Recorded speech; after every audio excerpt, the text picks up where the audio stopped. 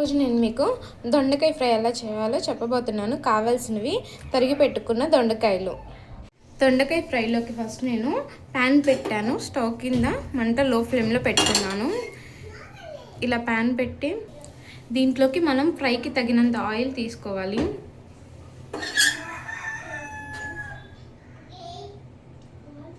Fry కాబట్టి నేను కొంచెం ఎక్కువ ఆయిలే పట్టిద్దని ఎక్కువ తీసుకుంటున్నాను ఆయిల్ని. చూడండి,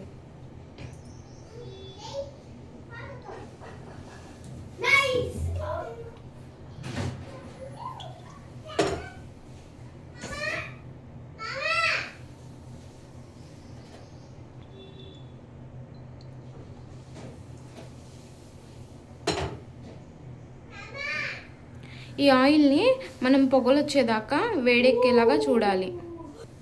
ఓకే, చూస్తున్నారు కదా, పొగలు వస్తున్నాయి చూడండి. ఓకే, ఇలా పొగలు వచ్చేసాయి. ఇప్పుడు దీంట్లో నేను తిరగమాత వేస్తున్నాను. చూడండి ఎలా అంటే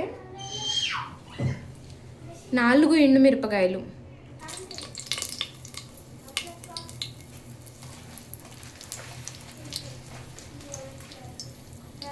తిరగమాత గింజలు, ఒక పెద్ద ఉల్లిపాయ,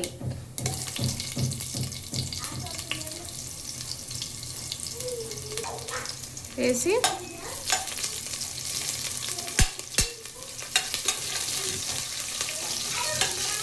చిన్నుల్లిపాయ గోల్డెన్ బ్రౌన్ కలర్లోకి వచ్చేదాకా వేపుకోవాలి.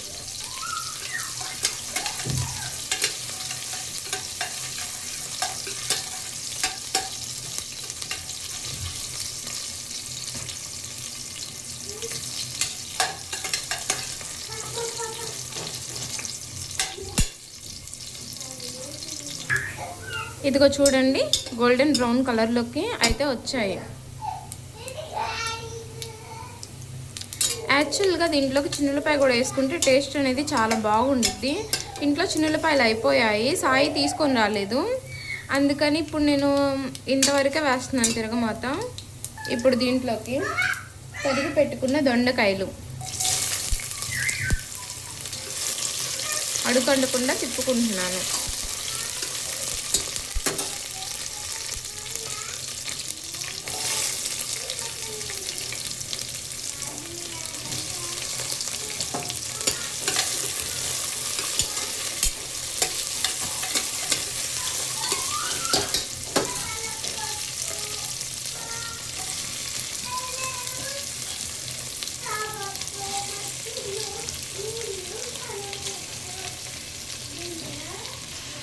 చూడండి, అన్నీ వేసేసి ఇలా తిప్పుకోవాలి.